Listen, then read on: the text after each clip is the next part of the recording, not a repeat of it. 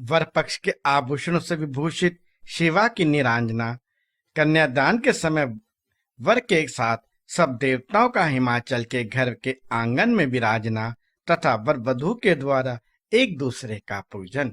ब्रह्मा जी कहते हैं, नारद, तदंतर गिरिश्रेष्ठ हिमवान ने प्रसन्नता और उत्साह के साथ वेद मंत्रों द्वारा दुर्गा और शिव का उपस्नान करवाया। तत्पश्चात गिरिराज की प्रार्थना से श्री विष्णु आदि देवता तथा मुनि कौतूहल पूर्वक उनके घर के भीतर गए। वहां उन्होंने वैदिक और लौकिक आचार का यथार्थ रीति से पालन करके भगवान शिव के दिए हुए आभूषणों से देवी शिवा को अलंकृत किया। सखियों और ब्राह्मणों की पत्नियों ने पहले पार्वती को स्नान करवाया, फिर सभी प्रकार से वस्त्राभूषणों द्वारा विभूषित करके उनकी आरती उतारी। तीनों लोकों की जननी महाशैल पुत्री सुंदरी शिवा दिव्य वस्त्र आभूषण सुसज्जित होकर मनी मन भगवान शिव का ध्यान करती हुई वहीं बैठी। उस समय उनकी बड़ी शोभा हो रही थी। उस अवसर पर दोनों पक्षों में महान आनंददायक उत्सव होने लगा। ब्राह्मणों को शास्त्रोक्त रीति से नाना प्रकार का दान दिया गया। अन्य लोगों को भी वहां भांति भांति के बहुत से द्रव्य बांटे गए। विशेष उत्सव के साथ गीत और वाद्य आदि के द्वारा लोगों का मनोरंजन किया गया। तदंतर में ब्रह्मा, भगवान विष्णु, इंद्र आदि देवता तथा मुनि ये सबके सब बड़ी प्रसन्नता के साथ सानंद उत्सव मनाते हुए भक्ति भाव से शिवा को प्रणाम कर शिव के चरणा बिंदों के चिंतन पूर्वक हिमाचल की आज्ञा ले अपने अपने स्थान पर चले गए। इसके बाद गर्ग ने कन्यादान का समय जान हिमाचल से श्री शंकर तथा बरातियों को बुलाने के लिए कहा।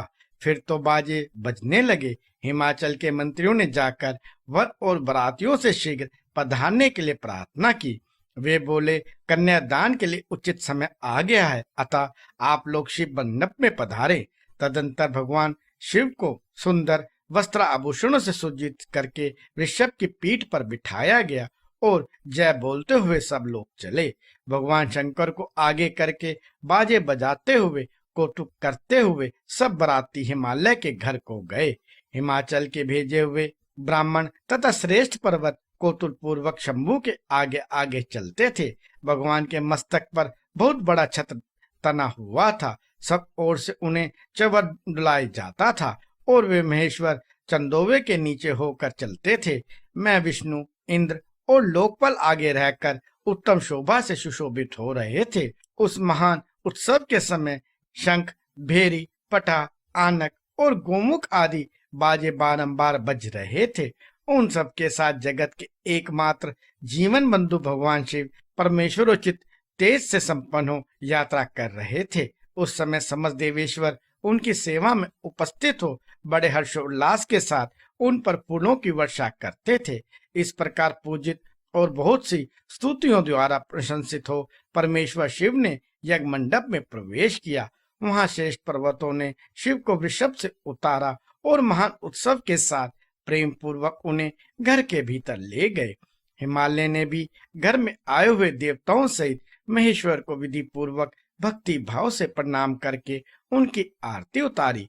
फिर महान उत्सव पूर्वक अपने भाग्य की सराहना करते हुए उन्होंने अन्य समस्त देवताओं और मुनियों को प्रणाम करके उन सबका समादर किया। श्री विष्णु सहित महेश्वर को तथा मुख्य मुख्य देवताओं को पाद्य अर्घ देकर हिमालय उन्हें अपने भवन के भीतर ले गए और आंगन में रथ में सिंहासनों के ऊपर मुझको, विष्णु को, शंकर जी को तथा अन्य विशिष्ट व्यक्तियों को बिठाया। उस समय मैना ने अपनी सखियों, ब्राह्मण पत्नियों तथा अन्य पुरुष स्त्रियों के साथ सानंद आरती उतारी। कर्मकांड के ज्ञाता पुरोहित महात्मा शंकर के लिए मधुर पूजन आदि जो जो आवश्यक कृत्य थे उन सबको सहज संपन्न किया। फिर मेरे कहने से पुरोहित प्रस्ताव के अनुरूप उत्तम मंगलमय कार्य आरंभ किया।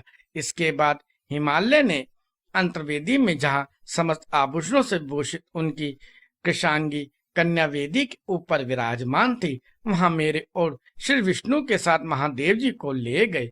तदंतर बृहस्पति आदि विद्वान बड़े उत्साह से संपन्न हो कन्यादानोचित लगन की प्रतीक्षा करने लगे। गर्ग ने पुण्यावाचन करते हुए पार्वती जी की अंजलि में चावल भरे और शिव जी के ऊपर अक्षत छोड़ा।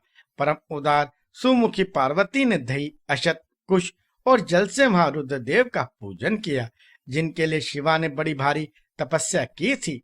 उन भगवान शिव को बड़े प्रेम से देखते हुए वे वहां अत्यंत शोभा पा रही थी। फिर मेरे और गर्ग आदि मुनियों के कहने से शंभु ने लोकाचारवश शिवा का पूजन किया। इस प्रकार परस्पर पूजन करते हुए वे दोनों जगन में पार्वती परमेश्वर वहां सुशोभित हो रहे थे। त्रिभुवन की शोभा से संपन्न हो परस्पर देखते हुए उन दोनों दंपत्ति की लक्ष्मी आदि देवियों ने विशेष रूप से आरती उतारी।